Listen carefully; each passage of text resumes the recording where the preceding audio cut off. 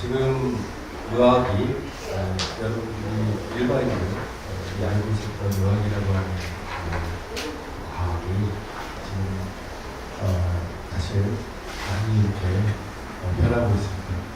우리가 예전에 알고 있었던 진실이라고 하는 부분들이 그런 패러다임들이 지금 많이 변화를 하고 있는데 의학도 요즘 상식이기 때문에 우리가 일반적으로 우리했던 의학 상식들이 저는 이제 약사로서 그동안 이제 많은 환자들을 상담하고 약을 개발하는 과학자로서 약 참여, 개발 참여에 개발에 많은 참여를 할 수 있지만 저도 이제 그동안 가졌던 그런 상식들이 다 많은 부분들이 변화되고 이제 새로운 진술에 이렇게 다가서는 그런 느낌이 들었습니다.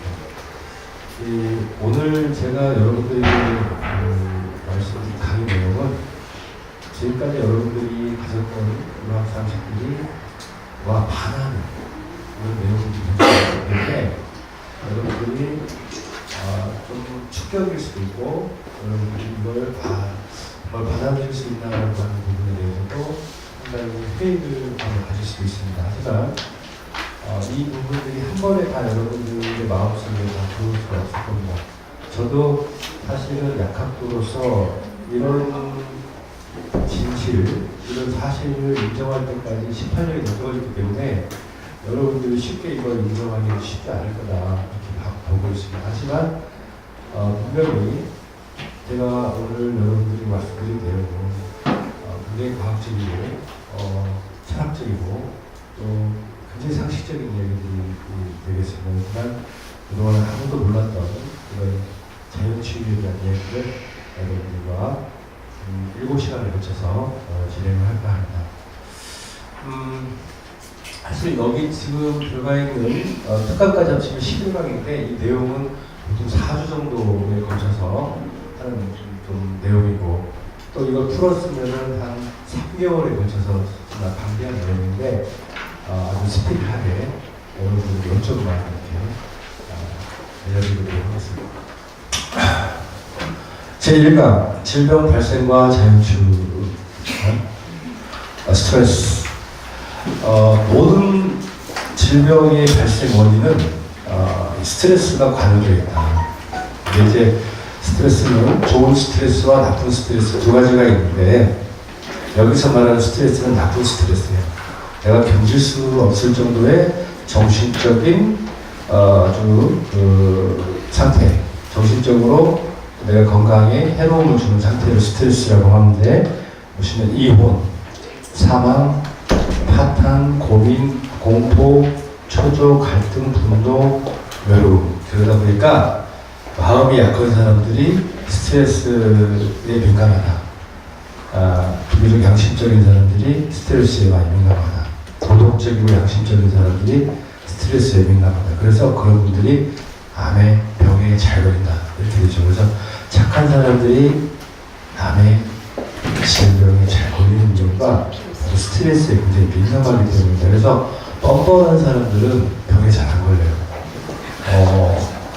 그리고 남의 고통을 잘 인지하지 못하는 사이코패스나 소시오패스 이런 사람들은 실제 암 환자들 비율이 굉장히 적습니다. 그래서 왜냐하면 남을 의식하지 않고 사는 사람들은 스트레스를 잘 안 받아요. 그런 사람들은 남한테 스트레스를 많이 주죠. 그런 사람들은 자기가 스트레스를 안 받는 대신에 곱절 이상을 남에게 스트레스를 주기 때문에 굉장히 피해야 될 사람들입니다. 그러니까 우리가 사람 만날 때도 잘 가르쳐놓는 거. 안 그러면은 그 사람을 하여 병이 생길 수가 있다. 예전에는 이 스트레스가 어떻게 병을 일으키는가에 대한 이런 연구가 안 되어 있을 때는 무작정 스트레스가 신경성이라는 말로 병, 신경성입니다. 신경성 위험입니다. 신경성, 불면증 이렇게 말했지만 지금 보니까 이 신경성이라는 말 자체가 활성산소다라는 거죠. 이게 우리 몸에 있는 활성산소. 이게 이제 스트레스 같은 말입니다. 스트레스. 그러니까 우리 몸에 스트레스를 받으면 우리 몸의 모든 신경 체제에서 활성산소가 발생을 하고 그 활성산소가 병을 만드는 겁니다. 이렇게 보시면 돼요. 그러니까 신경성 위염이다 하면은 위에서 활성산소가 많이 발생을 해서 그 활성산소가 위염을 일으키는 거다. 이렇게 보셔야 돼요. 그러니까 우리가 이 활성산소라는 것도 지금 뭐냐? 이런 거죠. 내가 스트레스를 받으면 내 몸에 있는 산소가 뿔 달린 산소로 바뀌는 거야. 이렇게 뿔이. 이걸 이제 우리가 전자라고 하는데 이 전자가 하나가 더 생기는 거예요. 스트레스를 많이 받을수록 산소가 이 활성산소로 바뀌고 이 활성산소가 나중에는 이 양잿물보다 더 강력한 하이드록시 라디칼로 바뀌어서 이게 이제 암이나 염증 이런 것들 유발하는 게 되는 거예요. 그러니까 결국에 내가 불안, 초조, 공포, 분노, 외로움 이런 쪽으로 스트레스를 많이 받게 되면 내 몸에서는 활성산소가 많이 이것도 활성산소고 다 활성하는데 이게 생겨서 우리 몸 세포를 담으로 만든다 이런 거예요. 그러니까 내가 스트레스가 크면 클수록 암에 걸릴 확률이 매우 높아진다. 그러면 어느 정도 스트레스는 암에 걸리느냐? 자식이 죽는 거예요. 자식이 죽거나 사랑하는 배우자가 죽는 경우에는 그 스트레스는 바로 몸에서 만들어지는 경우에 스트레스가 돼요. 그래서 보통 회사가 망하거나 자식이 죽거나 배우자가 죽거나 나고 난 뒤에 2년 뒤에 암 발생률이 굉장히 많아지는 이유가 바로 그런 거다. 이렇게. 그다음에 육체적 스트레스, 과로, 야근, 과식, 과도한 운동. 이게 운동선수들이 암 환자들이 많다. 이유가 뭐냐면 육체적 스트레스를 많이 받기 때문이다. 그리고 이게 육체적 스트레스를 받아도 운동을 많이 해도 활성산소가 많이 생겨요. 여러분들 이제 마라톤 선수들이라든지 축구 선수들 이 사람들이 암 환자가 많은 이유가 바로 그 활성산소가 많이 생겨서 그렇다. 그러니까 실제 오래 살기 위해서는 운동을 해야 되지만 운동을 과하게 하면 절대 안 된다. 어느 정도 운동을 해야 되느냐? 가볍게 숨이 안 찰 정도의 운동을 해야 된다. 이게 가장 좋은 운동이라는 거죠. 그다음에 좀 환경적 스트레스, 이건 핸드폰이나 노트북, 방사선, 자외선, 여기 수맥이라고 있죠. 이 수맥은 이 땅 속에서 나오는 방사선이에요. 지구 방사선이라고 하는데 우리가 그 지구 자체가 방사선 덩어리로 이루어졌기 때문에 땅에서 자꾸 방사선이 올라오는 거예요. 그러니까 우리가 악자 들어가는 산 있죠? 치악산, 설악산, 이 악자가 들어간다든지 강자 들어가는 산, 그 다음에 이런 산들은 대부분 화강암으로 돌로 이루어져 있습니다. 이런 산들은 여러분들 건강을 찾기 위해서 이런 산에 가게 되면 오히려 암에 걸려가지고 나와요. 이런 산들은 도인들만 들어가는 곳이에요. 평범한 사람들은 들어가면 죽습니다. 왜 그러냐면 실제 바위가 많은 산들, 돌이 많은 산들의 방사능 수치를 재보면 50배가 더 나와요.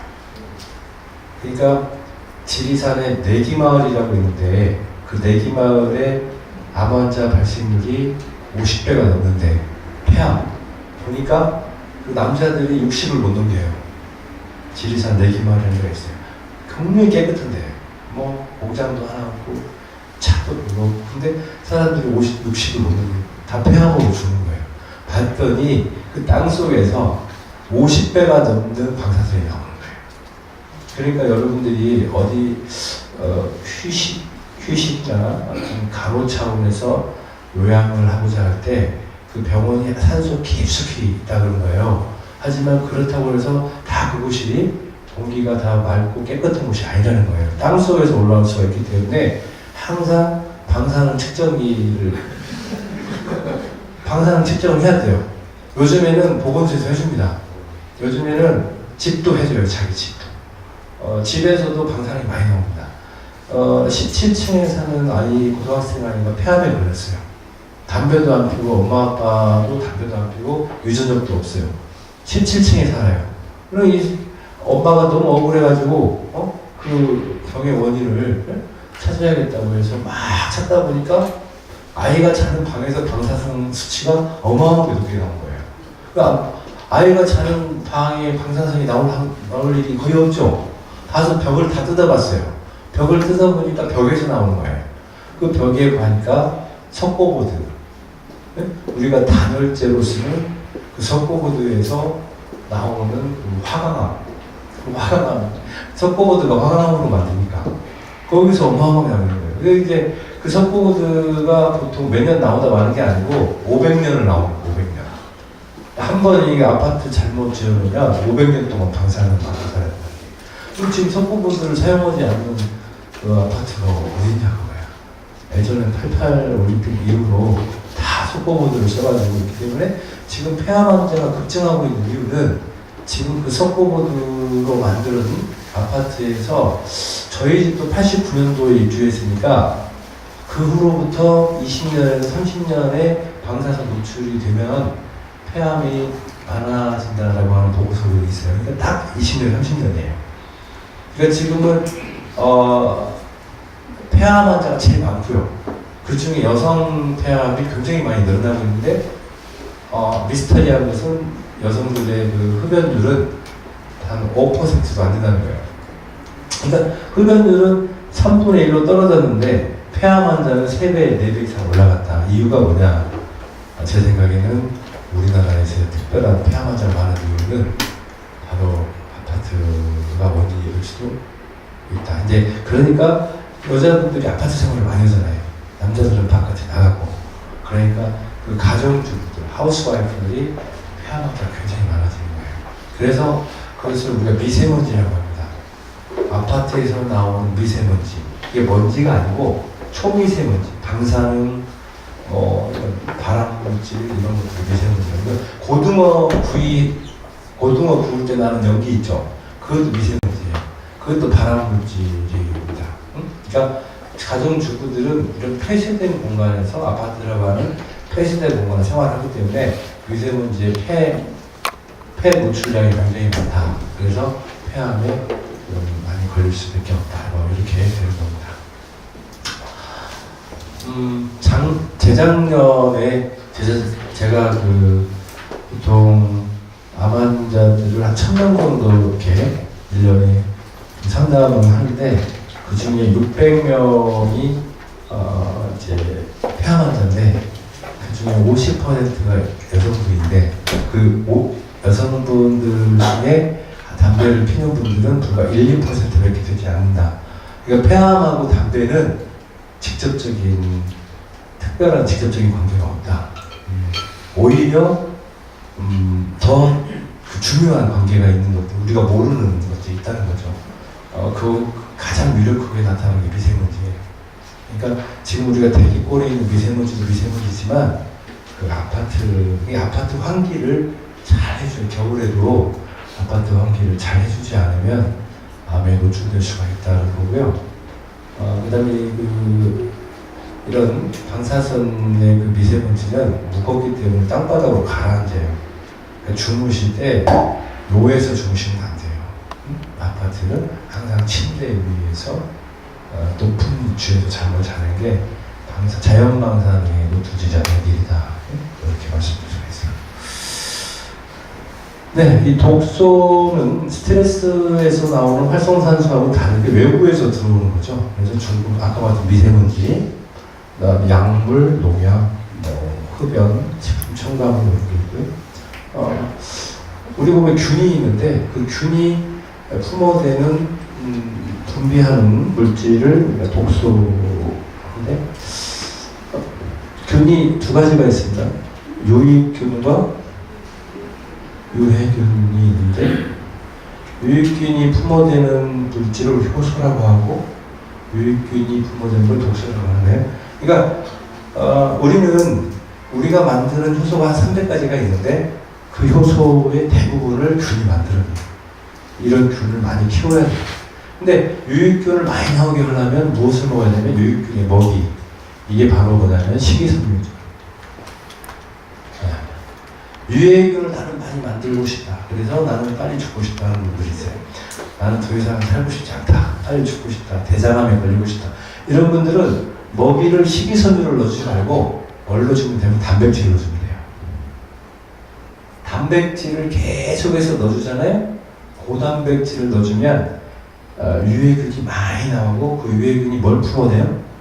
독소를 막 품어내가지고 냄새도 많이 나고 아주 그 발암물질들이 많이 생기죠. 그래서 이 단백질이 우리는 좋다고 알려졌지만 이 단백질을 너무 많이 섭취하게 되면 유해균 숫자가 많아진다. 그래서 우리가 항상 고기를 먹을 때 무엇을 같이 먹으라고 그래요? 야채를 많이 먹어요. 그 야채가 식이섬유이기 때문이에요. 고기만 많이 먹는 사람은 대장암에 걸릴 가능성이 매우 높습니다. 대장암 걸린 분들의 거의 95%는 다 고기를 좋아하시는 분들이 많아요. 나는 고기는 별로 안 좋아해요. 나는 우유를 하루에 1리터씩 먹습니다. 우유도 고기입니다. 액체 고기예요. 액체. 단백질 함량이 굉장히 높다. 네, 이런 거고요. 단백질 분해 성분이 있죠. 그러니까 우리가 이 단백질은 균도 나쁘게 만들지만 그 자체가 우리 몸에서 발암물질이 되는 거죠. 이 단백질이 썩으면 우리가 소화가 안 되고 썩으면 인돌, 페놀, 스카톨, 암모니아 요소 이런 것들이 우리 몸을 손상시킨다. 이런 겁니다. 스트레스하고 독소에 이렇게 노출이 되면 우리 몸에 신경이 두 가지가 있는데 교감신경과 부교감신경이 두 개가 있는데 이 중에서 교감신경이 흥분하게 됩니다. 그러면 아드레날린이라고 들어보셨죠? 심장을 막 뛰게 하는 거예요. 운동선수들이 경기 전에 호흡이 가빠지는 것처럼 혈관이 수축되고 혈압이 올라가는 거죠. 그러니까 격투기 하는 사람들 있잖아요. 격투기 하는 사람들은 아드레날린 수치가 높아야 돼요. 그래야지 파워가 생깁니다. 근데 그 사람들의 혈압이 굉장히 올라가 있어요. 싸우기 전에. 그러니까 격투기 하는 사람들이 발라드를 들으면 되겠어요, 안 되겠어요? 격투기 하는 사람들이요, 마음의 안정을 찾고자 발라드를 듣잖아요? 그럼 혈압이 뚝 떨어집니다. 혈압이 뚝 떨어지면서 공격하고자 하는 마음이 하나도 안 생겨요. 그러니까 웃기는 거죠. 그러니까 우리가 호르몬이 공격성 호르몬이 있고 방어적 호르몬이 있는데 그 아드레날린 같은 경우에는 굉장히 공격적 호르몬이다. 그래서 우리가 일을 할 때는 아드레날린이 나와야 돼요. 영업이든 어쨌든 우리가 바깥에 육체적인 노동이든 뭔가 경쟁을 하고자 할 때는 이 아드레날린이 나와야 된다. 그 아드레날린이 하는 일은 뭐냐면 피를 돌리는 거예요. 팍팍팍. 근데 이제 이런 것들이 이게 에너지를 막 쓰다 보니까 결국에 혈관이 수축이 되고 혈류 장애가 올 수도 있다 이런 거죠. 그게 지속적으로 가다 보면, 그러니까 계속 스트레스를 받고 경쟁 체제로 들어가다 보면 혈관이 계속 수축되어 있다 보니까 혈압이 높은 거예요. 이 혈압이 높다 보니까 혈관이 터지거나 이런 문제가 발생하니까 그럴 때는 휴식이 필요하다는 거죠. 약으로 떨어뜨리는 것보다는 휴식을 하면 저절로 떨어진다. 그 다음에 이제 스테로이드. 어쨌든 에너지를 아드레날린 같은 경우는 혈관을 막 짜줘서 피를 막 보내주는 역할을 하지만 이 스테로이드라는 호르몬은 에너지를 만드는 거예요. 그러니까 싸우기 위해서 에너지를 만들고 당을 높이는 거예요. 당 수치를. 그러니까 우리가 실제 격투기 전에 들어가는 사람들의 혈압을 재보면 혈압이 180, 200까지 올라가고요. 혈당도 올라가요. 그러니까 우리가 스트레스를 받거나 경쟁 체제에 노출이 되면 다 혈당과 혈압은 동시에 올라간다고 봐야 돼요. 그런데 병원에 이때 가면 당신은 당뇨입니다, 고혈압이다 이런 진단을 내려버린다는 거죠. 그건 아니라는 거예요. 우리가 뭔가 충분히 싸우고자 하는 어떤 이유가 있고 그런 일이 있을 때는 혈압과 혈당이 올라가는 건 극히 정상적인 거다라고 봐야 되는 거죠. 여하튼 이게 오랫동안 지속이 되면 조직이 손상되기 때문에 이제 이런 질병이 발생한다. 사실 이제 혈류 장애가 오면서 생기는 병들이 많죠. 뭐예요? 일단은 고혈압이 있고, 두 번째는 이제 뇌에 혈관이 계속 수축돼가지고 뇌에 문제가 생기고, 뇌경색 같은 경우, 뇌출혈, 심장 쪽에 심근경색이나 협심증 같은 병이 오죠. 그 다음에 이제 뭐, 눈으로 가면 시력장애라든지 당뇨 뭐 이런 것들이 오게 되는데, 하여튼 모든 병은 이렇게 혈류장애와 활성산소가 일으킨다, 이렇게 보시면 될 것 같습니다. 그래서 우리가 우리 몸에 세포들이 다 손상이 돼요. 뇌세포, 눈세포, 그 다음에 심장세포, 폐, 위, 간, 모든 세포들이 스트레스와 독소에 의해서 스트레스와 독소에 의해서 손상이 되는데, 이게 다음날 일어나 보면 다 말끔하게 그 손상된 세포들이 말끔하게 치료가 되어 있어요. 누가 이걸 지시하지도 않았는데, 병원에 가지도 않았는데, 바로 그런 손상된 세포를 깨끗하게 제거시키고 다시 재생을 시켜주는 역할을 하는 세포가 바로 백혈구라는 거죠. 이게 발견된 지가 얼마 안 됐어요. 한 30년 전에 발견이 된 세포인데, 우리 몸에서 나쁜 세포들을 청소해 주는 거죠. 한마디로 이제 뭐 경찰, 군인 뭐 이런 역할을 하는 겁니다. 경찰은 이제 안에 내부적으로 문제가 있는 범죄들을 예방하고 범죄자들을 잡아들이는 역할을 하지만, 군인은 안에 내부가 아니라 외부에 바깥으로부터 안을 지키는 게 군인이죠. 안을 지키는 경찰과 바깥을 지키는 군인, 이런 세포들을 우리가 백혈구라고 합니다. 백혈구 중에서 가장 힘이 있고 가장 권력이 센 이 백혈구가 바로 대식세포입니다. 그래서 사령관 역할을 하고요. 이 과립구는 세균이나 비교적 큰 이물질을 담당하고 있습니다. 림프구는 T림프구와 B림프구로 이렇게 나눠져 있고요. 바이러스와 같은 작은 물질을 담당하고 있습니다. 대형 림프구는 림프구보다 큰 림프구인데 보통 NK세포라고 하죠. NKT세포라고도 합니다. NK세포는 주로 암세포를 담당하고 NKT세포는 염증세포를 담당하고 있습니다. 그래서 실제 이 대식세포, 과립구, 대형 림프구가 우리 몸을 지키고 있는 거예요. 만약에 이 과립구가 안 나오면 어떻게 될까요? 세균을 못 죽이겠죠. 그래서 세균을 못 죽이니까 폐혈증에 걸리는 거예요. 그러니까 보통 신문에 보면 폐혈증으로 인한 사망 많잖아요. 그게 바로 과립구가 부족해서 그렇다. 그 다음에 이제 암에 잘 걸린다. 그러면은 주로 뭐가 부족해서 그러겠어요? NK세포가 부족하다. 감기에 잘 걸린다? T림프구와 B림프구가 부족해서 그렇다. 그 다음에 노화가 잘 일어난다? 대식세포가 청소를 못 해주니까. 세포를 깨끗하게 청소해줘야 노화가 덜 일어나는데, 여기서 이 대식세포, 과립구, 림프구, 대형 림프구가 우리 몸의 주인이라는 거예요. 머리가 주인이 아니고, 우리 몸의 제일 중요한 기관이 어디냐고 물어보면 다 머리라고 이렇게 얘기를 하는데, 그렇지 않다는 거예요. 실제 우리 몸의 주인은 백혈구라는 거죠. 그리고 여러분들이 숨이 끊겨도 일주일 동안은 백혈구가 살아있어요. 우리 몸에서 일주일 동안 백혈구가 살아서 우리 몸을 다 정리해요. 화장했을 때 빼놓고 쭉 정리 다 하고 자기가 최종적으로 마무리하고 자기는 세균으로 돌아갑니다. 세균으로. 그러니까 우리 몸이 처음에 바이러스하고 세균에서 시작됐다가 죽으면 다시 바이러스하고 세균으로 환원된다라고 보셔야 되는 거예요. 하여튼 이렇게 자연치유력이 발동을 해서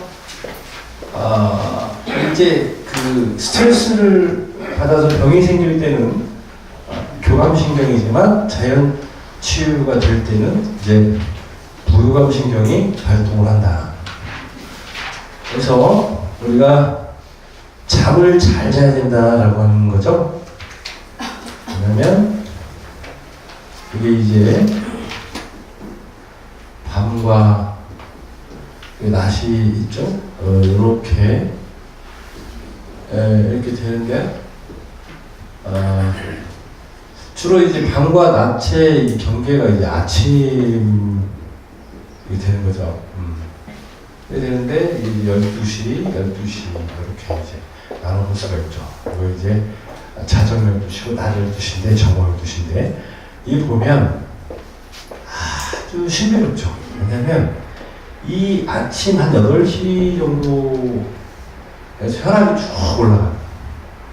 혈압을 아침에 재면, 아침 보통 일어나서 이렇게 해 떠 있는 혈압이 높아요. 쭉 올라가니까. 근데 이제 밤에 혈압을 재면 혈압이 이 차이가 30, 30몇 개 차이입니다. 그러니까 혈압을 저녁 때 재는 거하고 아침에 재는 거 차이가 엄청 많이 나요. 네. 낮에는, 저녁에는 정상인데, 낮에는 다 고혈압인 거예요. 근데 병원에 가서 검사는 언제 재는 거예요? 다 아침이나 낮에 재죠? 근데 혈압이 다 그래요. 화이트 가운 또 신드롬이라고 해서 의사들 가운만 보면 혈압이 올라가는 사람이 있어요. 아주 예민하신 분이 있어요. 병원만 가면 혈압이 올라가는 사람이 있어요. 이런 분들도 유사 고혈압이 아닌 거예요. 약을 드시니까. 하여튼 우리가 주로 몸이 손상이 될 때, 여기는 재생이 될 때, 그러니까 낮에 다 세포가 손상되는 거예요. 왜? 이때는 낮에는 뭘 하기 때문에? 일을 할 때는 반드시 세포 손상이 와요. 이렇게 보셔야 돼요. 야구 선수가 특히 투수를 보면 1회부터 한 5회까지 던지죠. 많은 추월 때는 9회까지인데 던지고 나면 어깨에 손상이 와요, 안 와요? 오죠. 당연히 올 수밖에 없어요. 저도 마찬가지로 강의하면 손상이 와요. 여러분들도 어떤 일을 하다 보면 당연히 손상이 올 수밖에 없어요. 근데 보통 낮에 일을 한단 말이죠. 이 손상이 온다는 것이 바로 교감신경이라는 거예요. 그러니까 여러분들이 일을 하기 위해서는 반드시 교감신경이 움직여야 돼요. 이 교감신경이 안 움직이면 여러분들은 성공할 수가 없어요. 그냥 집에서 잠만 자야 돼요. 네, 일도 못해요. 의욕이 안 생기니까. 여기서는 교감신경은 그래서 의욕 호르몬이에요. 의욕신경이고 의욕이 많이 생겨요. 근데 이게 너무 과다하게 생기다 보니까 손상이 많이 된 거예요. 막 암세포도 많이 생긴 거예요. 하지만 관리라는 건 뭐냐? 내가 일을 많이 한 만큼 그만큼 쉬어주면 그 쉬어준 만큼 재생이 다시 되는 거예요. 손상되고 재생되고 이걸 우리가 뭐라고 하냐면 신진대사라고 해요. 그러니까 결국에 손상 없이 재생이 없는 거예요. 그러니까 여러분들이 이제 이렇게 나는 그러면 아무것도 안 하고 그냥 손 하나 까딱거리지 않고 손상이 안 되게 집에만 있어야 숨만 쉬어야겠다. 이런 분도 오래 살아야 못 살아요. 왜? 손상은 안 되는데 썩어요. 이게 우리가 자동차를 시동을 안 걸어놓으면 나중에 시동이 걸려요, 안 걸려요? 안 걸려요. 그리고 시동을 걸어도 속도가 안 나요. 고장난다는 거예요. 안 쓰면 고장나고 많이 쓰면 닳아지고 이러는 거죠. 그러니까 결국에 적당하게 쓰라는 거예요. 우리가 그래서 건강은 적당주의가 제일 중요합니다. 일은 적당주의로 하면 실패하지만 건강은 적당주의가 돼요. 그래서 건강은 오늘 할 일을 내일로 반드시 미루자라고 하는 게 건강한 사람들의 특징이에요. 건강하지 못한 사람들의 특징. 오늘 할 일은 무조건 오늘 해야 된다. 미루면 안 된다. 이런 분들은 미안하지만 일은 성공할지 모르지만 건강을 잃어버릴 확률이 매우 높아요. 그렇다고 해서 일을 다 내일로 미루는 게 아니라 한 80%만 하고 20%는 완벽하게 일할 수 없으니까 내가 한 만큼만 표현하고 부족한 부분은 다음날 하고 이렇게 해야 되지. 이걸 20%를 자꾸 맞추려고 100이 돼야 안 돼요. 100이 절대 안 됩니다. 사람은 만족을 못하는 거예요. 100을 어차피 못 채울 바에는 80 정도에서 다음은 기약해야 되는 것이 현명하다. 이걸 자꾸 채우려고 하니까 뭐가 돼요? 잠을 못 자요.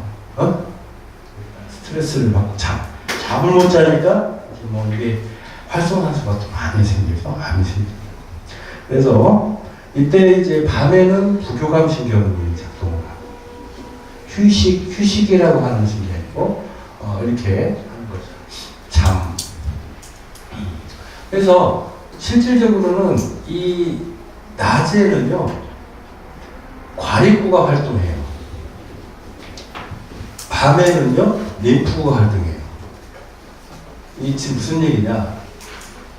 낮에 우리가 일을 하는 때는 상처가 많이 나잖아요. 그렇죠? 어쨌든 일을 하니까 상처가 많이 나고 이 상처에 감염이 되는 경우가 있기 때문에 그 감염이라고 하는 건 세균이잖아요. 그래서 낮에는 세균을 방어하는 과립구 수치가 높아요. 하지만 이 밤에는 세균을 잡는 게 아니라 아까 제가 말씀드린 것처럼 암세포라든지 염증세포를 잡아야죠. 그 암세포나 염증세포를 잡는 내부 말하자면 내부 관리세포죠. 내부 면역이죠. 내부 면역 세포가 바로 림프. 이 과립구 같은 경우에는 실제 외부 면역이라고 봐야 돼요. 그래서 바깥에 있는 세균들로부터 우리를 지키고 림프는 내부에 있는 암세포나 염증세포를 제거하는 거죠. 그래서 밤에는요 림프구 수치가 쭉 올라갑니다. 낮에는 과립구 수치가 쫙 올라가요. 그래서 우리가 밤에 잠을 많이 자야 암세포와 염증세포가 제거된다. 암세포와 염증세포는 언제 생기느냐? 낮에 생기죠. 낮에 이렇게 우리 세포가 손상되면서 많이 생기기 때문에 이런 손상된 세포를 밤에 복구를 해준다. 근데 복구를 해주는 조건은 뭐냐? 바로 잠이에요. 여러분들이 잠을 못 자면 림프구가 활동을 하지를 못한다는 거예요. 그래서 반드시 잠을